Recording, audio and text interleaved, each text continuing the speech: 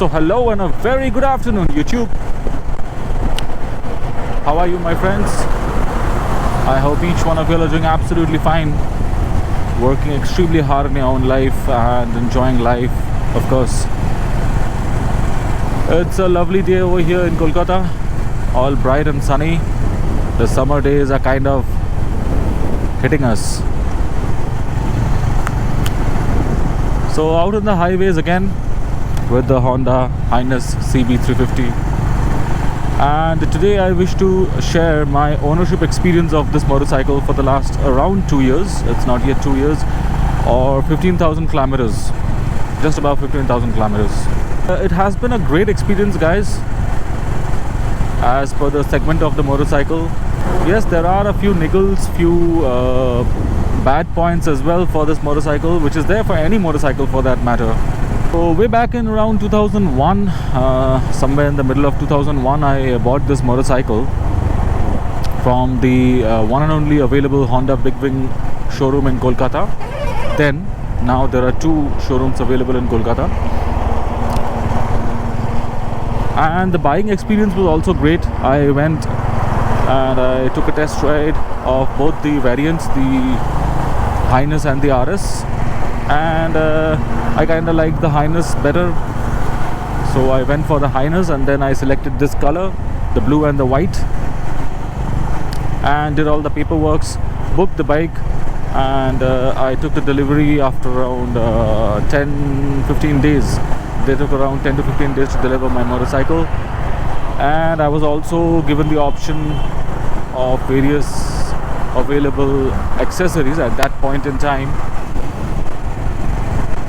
I went for the front leg guard and the engine guard. I didn't go for the fork boot, and I didn't go for the seat cover, and there was also an additional disc lock option available. I also didn't opt for that. So all those were done, and soon after, when I started the motorcycle from their showroom, I went to the petrol pump, fueled the motorcycle, and then it took around 10 kilometers for the bike to get synced up with me. For me to get synced up with the motorcycle. My house is around 40 kilometers away from the showroom, so by the time I did 10 kilometers, the bike grew on me pretty well, and I was enjoying the motorcycle, although in limited speed, since the bike was brand new. After that, I gave the bike a proper, I basically run in the bike for around 2,000 kilometers. So at around 1,000 kilometers, I went for my first service, and the first service experience was also great.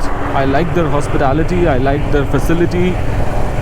It was kind of new at that time, the Honda Big Wing service center. They were all setting it up for all the big bikes which were not there at that time. Now a lot of them are there, and everything was good, except I didn't like the washing. Neither did I expect it to be a very good one, since never did I like the washing of any of the manufacturers of my previous motorcycles. So apart from that, all the service and everything was fine. The hospitality, as I said, was great. I was satisfied with the first service experience very much. With the cost also, I was pretty much happy, since given this is a premium segment motorcycle, so obviously the charges would be a little bit higher than the ordinary motorcycle from Honda. And when my motorcycle clocked around 2,500 kilometers, I did a oil change personally. That is, I arranged for the 2 cans of engine oil and a filter, and I did the oil change. It's not mandatory, but it's something that I do to my to all my brand new motorcycles whenever I clock 2,500 kilometers.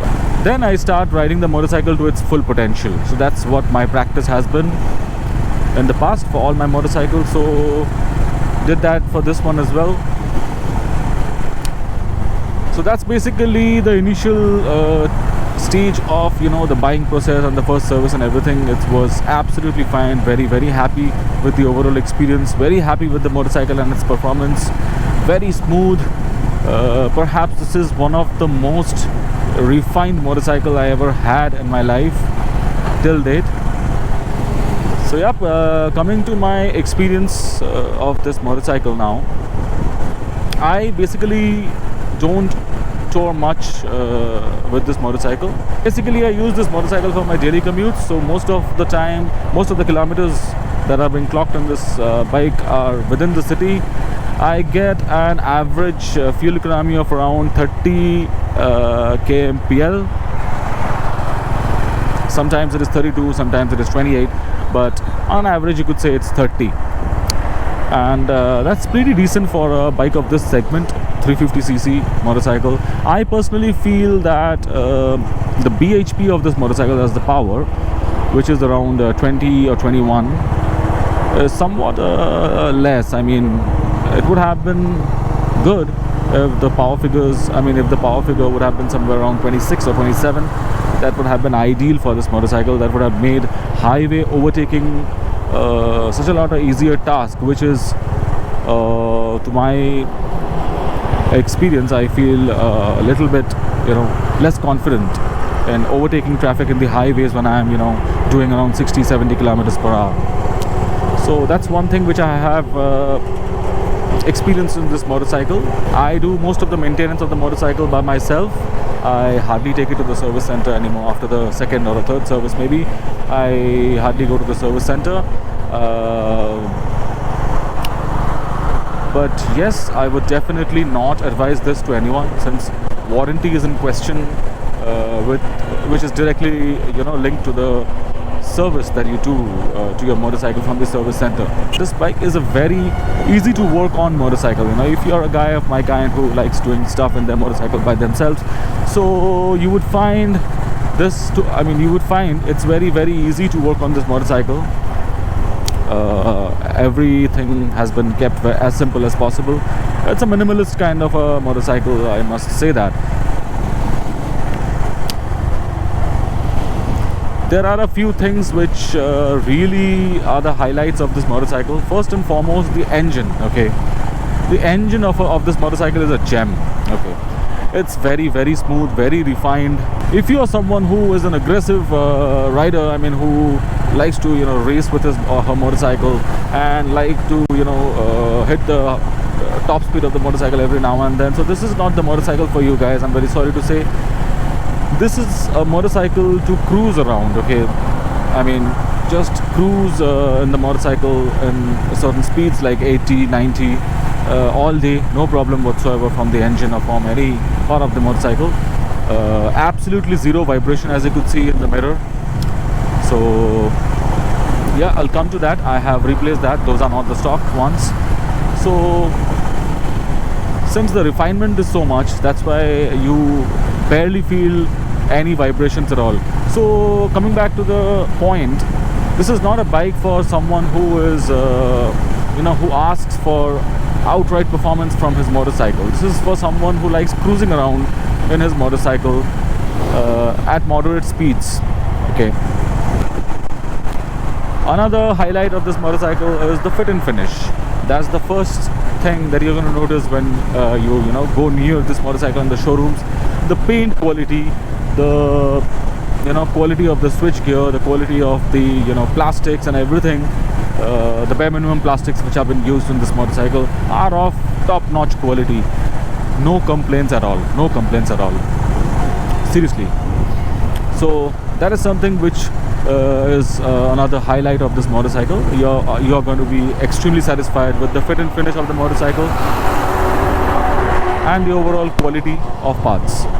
Coming to another plus point of this motorcycle is the quality of the control cables and the quality of the gear shifting.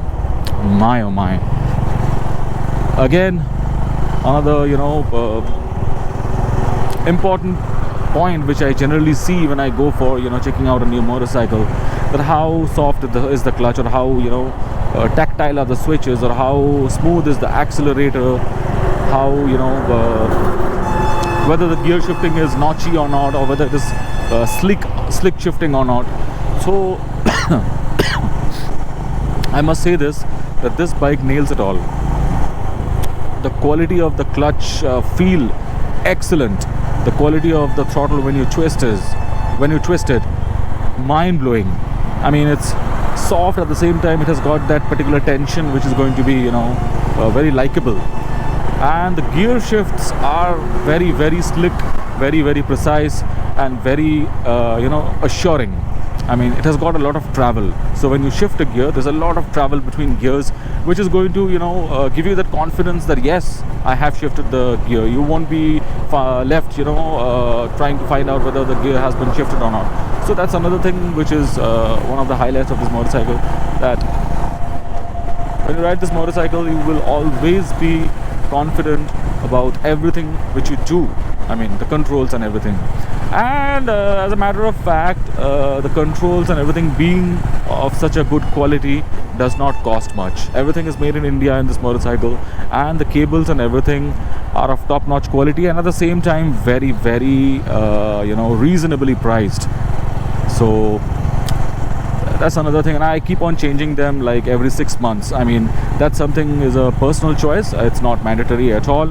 I like to maintain that new feel of the controls and everything. So I go ahead and I replace the grips, the cables and everything. Basically the grips and the cables once every 6 months, whenever I replace the oil of this motorcycle. So I do that just to maintain the that X factor, that good feel from the motorcycle when you ride it. So, and since it is so cheap, so why not do it, right? So now let's talk about a few things which could have been better in this motorcycle, right? So the number one thing which I already mentioned a couple of minutes back, that is Honda should have considered giving it a little bit of more power. Like this one is 21 PS, so if it would have been around 26 or 27 PS, it would have been ideal. A lot better. This motorcycle would have been a lot better, and the highway overtaking would have also been excellent. Another thing which is there in this motorcycle are the tires. Okay, now I am not that big fan of MRF tires, although I don't have any complaints against them. They are good tires, they are standard category tires. But Honda, since they are badging this motorcycle as a premium from their stable, so they could have given it a better set of tires. I mean, they could easily have done that, and that would have transformed the ride quality to a different level altogether. So it's not that these tires are not performing well, but obviously and definitely when it is time for me to replace tires, I'm definitely not going to go for these ones. I'll try and find out something better, because after if you're a person who likes riding over 100 kilometers per hour or at around 90 to 100 kilometers per hour, there will be a moment when you will feel that these tires are not that good, not that great. So that is something that you should be watchful about. I think that Honda should have provided a better set of tires. And on top of that, coming to the third con, you could say, of this motorcycle, that is the handlebar wobbling. My oh my, such a lot of complaints from such a lot of owners of CB regarding the front handlebar wobbling issue. Now I'm not sure about the exact reason behind it, but 90% chances are there that it's due to the front tire manufacturing defect, or front tire being not adequate for this motorcycle. That issue would have not existed if Honda would have given a better set of tires. I believe so. And yep, that's about it. That was the third point, the handle wobbling issue, which is there in most of the Highnesses. Another drawback, which I would like to call it a drawback in this motorcycle, is the headlight. The headlight is okay. I mean, within the city it's doable, but in dark patches of road, or if on these kind of road in the night, at night, it is not at all adequate, guys. It's not at all adequate. I definitely would never suggest anyone to go in the highway with the stock headlight of this bike at night, of course. So that's another thing, but that is something, which is there with mostly all the motorcycles or cars even nowadays, that comes with LED setup as stock. So the light output is not that great. Exceptions are there, like I really like the headlight output of the Duke 390 or the Dominar 400. They are better than most LED setups nowadays that are available in all the motorcycles, most of the motorcycles. But in this one, Honda could have done something. They could have made it better. In my case, I had replaced it with a different one. I'll show you in some time when I stand somewhere and talk about the mods or the list of modifications that I have done to this motorcycle. So yep, the headlight is not that good, and that was another point as a drawback of this motorcycle, which I feel should be mentioned. Apart from that, the mirrors, the mirrors again, I had to replace them with Avenger ones. These are the mirrors from the Avenger Street. I had to swap them because the stock mirrors were not doing their job well. I mean, they were small, they were a little bit closer, so not that good. The vision behind was not that good. That's why I had to replace them with look wise it did complement the bike to a lot of extent, to a big extent. It was looking really good in the motorcycle, but mirrors should be focused more on functionality than the looks. That's what I feel. So functionality wise it was not that great, so that's why I had to go ahead and replace the mirrors with these ones. Apart from that, there's another mingling issue in this motorcycle that people are facing, which is the rear brake sound. So the rear brake pad, first of all, they don't last long, and also there has been instances that people are facing screeching sounds when they apply the rear brake. So that's another thing which is related to the brake pad quality. So there is a hack for that, which is you could buy aftermarket brake pads. There's a website called lrlmotors.in. From there you could buy aftermarket brake pads for this motorcycle, which are a good deal, and which even last longer, and the screeching sound should minimize to a big extent. So that issue is pretty much sorted, but as a matter of fact, Honda did not do anything. It's sorted by personal means. If you focus on the good part, if you want a very decent, relaxed, comfortable, durable, trustworthy road partner motorcycle for you, just go for it, guys. Just go for it. You just have to go and have a test ride, and if you like it, just go for it. Don't think much, because every bike is going to have certain niggling issues with it, right? So there's no point overthinking about it.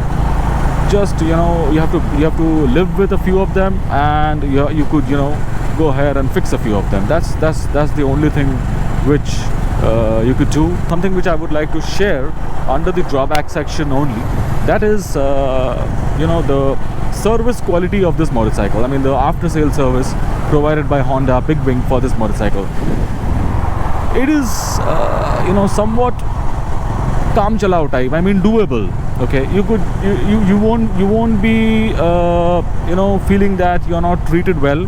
That is not going to be there. Everything will be done, but it could have been better. That's what my point is. Everything service related could have been better. I feel that the technician in the service center of the Big Wing service center needs to be more educated about their jobs. It's not that they are not at all educated. They know a lot. They got the training, but still, it's only when I see that a mechanic has that confident level in himself that I'm going to be very much satisfied. That confidence level is lacking, given that I know a couple of things how to do in a motorcycle. So I look out for this particular thing when I go to a service center, that how good are the mechanics with the respect of their level of confidence. So that confidence is lacking in them. That's what I have found every time. Like for instance, I'll tell you, there was a time when I had faced tappet issues in this motorcycle. Tappet required some sort of adjustment in this motorcycle. There was some sort of sound, so that is one section where I didn't want to poke my fingers into. So that's why I thought, why not just take it to the big wing and tell them the problem and let them fix it. It should be a very easy fix, because I know how it is done. It's just that I don't have the proper tools to do so. I mean, the gauge and everything. I went there and they were like, yeah, it will be done, but you have to keep the bike for 2 to 3 days with us. I was like shocked. It is just a matter of around 1 or 2 hours at the most. And if you have a lot of people before you in the queue, 4 hours, take a day. I'll go in the morning, I'll take the bike, pick up the bike in the afternoon. But no, they need the bike in their premises for 2 to 3 days. Now that is something which through which I could understand that they were not confident enough. That's why they asked for such a long time. If a person is, or if a mechanic is confident in a particular work, then they won't ask for such a long time. They would just say, just give us some time, we'll have things sorted. Now that's a kind of reply, or that's a kind of confidence I look out for when I go to a service center. But that is not the case. At least my experience was that. But apart from that, all the regular services and everything have been taken care of fantastically. I mean, fantabulously. They are just fine. Parts availability was an issue initially, but now that has been sorted as well. So you're not going to face any parts availability issue with this motorcycle at all. You could, completely rely on that. There are a couple of accessories, rather a lot of accessories now that are available for this motorcycle. I had installed a few as well in my motorcycle, out of which most are functional, because that's what I generally like. I like installing functional accessories in the motorcycle, or modifications you could say. So let me just find a good spot somewhere and stand and explain to you all about those modifications.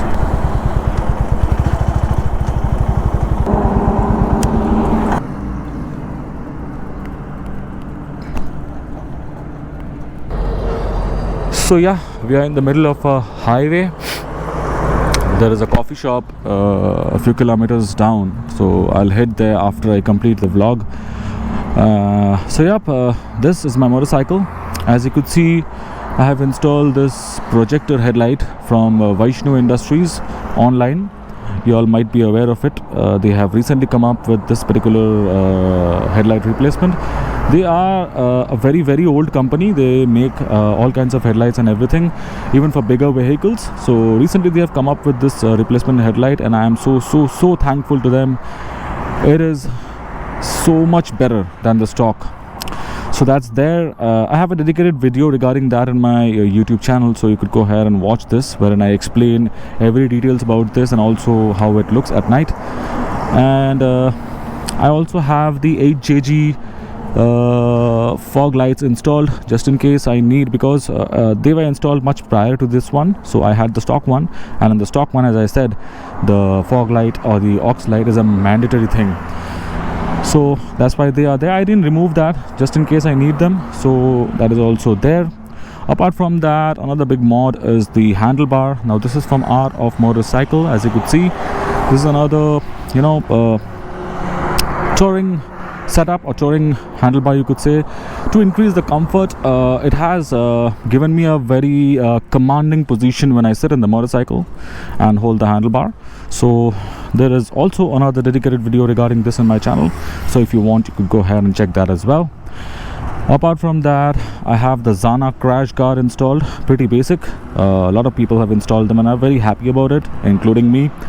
That is there. And yep, as I said, the mirrors are from Avenger. They do a very, very good job in showing what's coming from behind, and they also look good in the motorcycle. And yep, there is the top box installed from GV.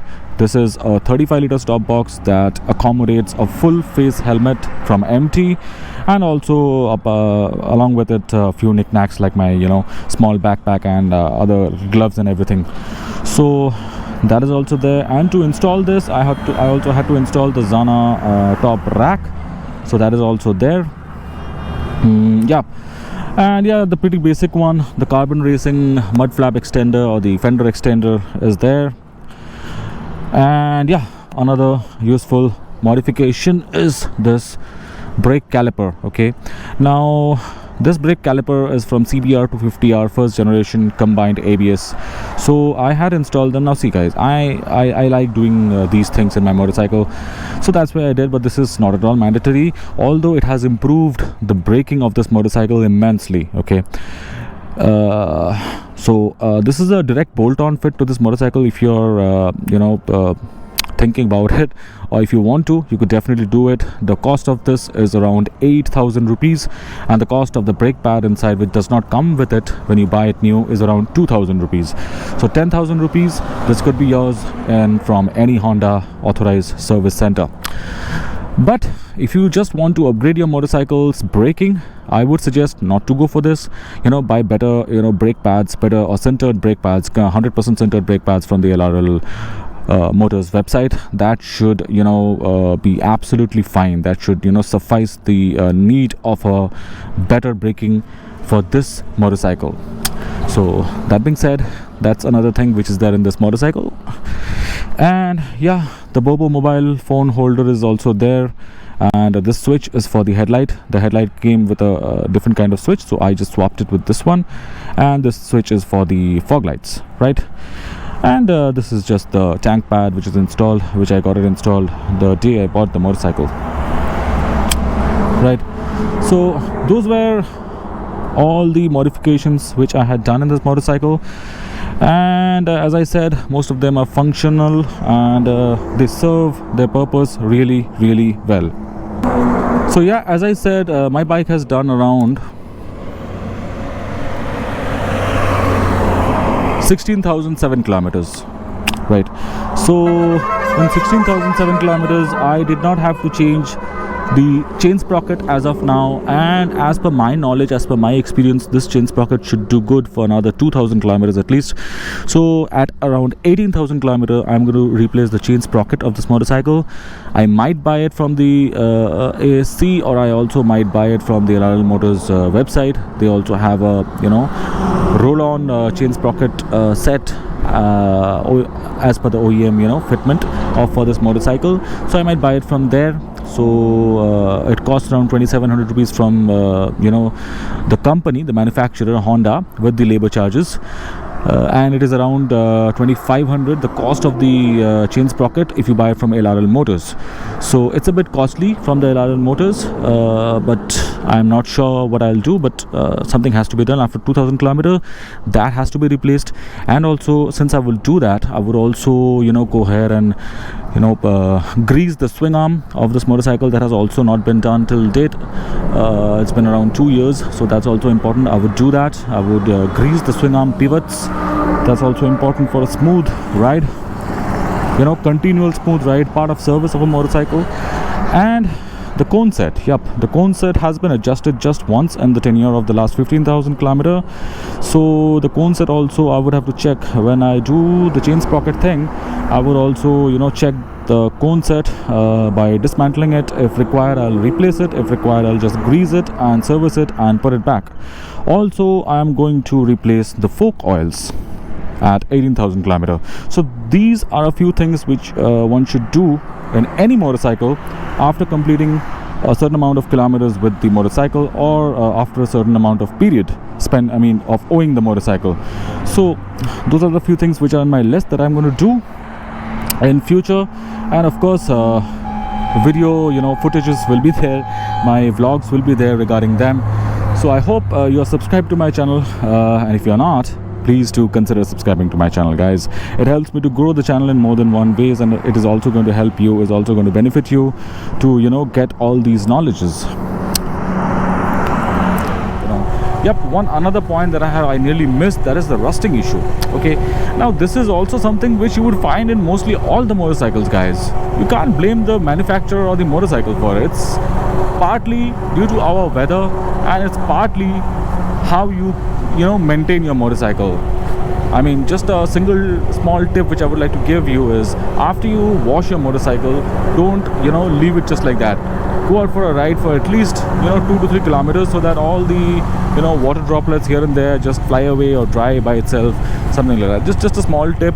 But apart from this, you got to take good care of your motorcycle, and if you do take good care of your motorcycle, trust me guys, the rust issues will not bother you. It will be there, it will definitely be there, since these are all iron. A motorcycle is basically made of iron, so if it is made of iron, then rust will be there. Just like rust, there could be several other mingling issues as well, like after the service the bike started behaving a bit differently, like the smoothness decreased a little bit. So another tip over here which I would like to give is, after you have your motorcycle serviced from anywhere, the Big Wing service center or your local service garage or anywhere, give the motorcycle around 200 to 300 kilometers to settle down, because in a service they touch all the what do you call that, adjusting parts, like the chain sprocket, like the clutch, like the throttle, like the brakes. Everything are touched, everything is serviced. So it takes around 200 to 300 kilometers for everything to sync up well again and start working at sync. So you have to give that time to it, right? So once that kilometer is covered, then the bike is again going to behave normal, behave the way it used to, So give it that time and everything should be fine. So that's my take on this particular thing. I think I have covered mostly all the points. If you think that I have missed out on something, do let me know in the comment section. I would definitely answer to that. And yeah, that's pretty much it, guys. So yeah, if you like this video guys, please do hit the like button, share this video with your friends and family, and as always, subscribe to my channel if you're absolutely new to it, and do not forget to hit the bell notification icon beside it so that you do not miss any single update that I come up with in future, right? That being said, have a lovely evening ahead guys. Please do take good care of yourself, enjoy yourself, happy riding, bye bye.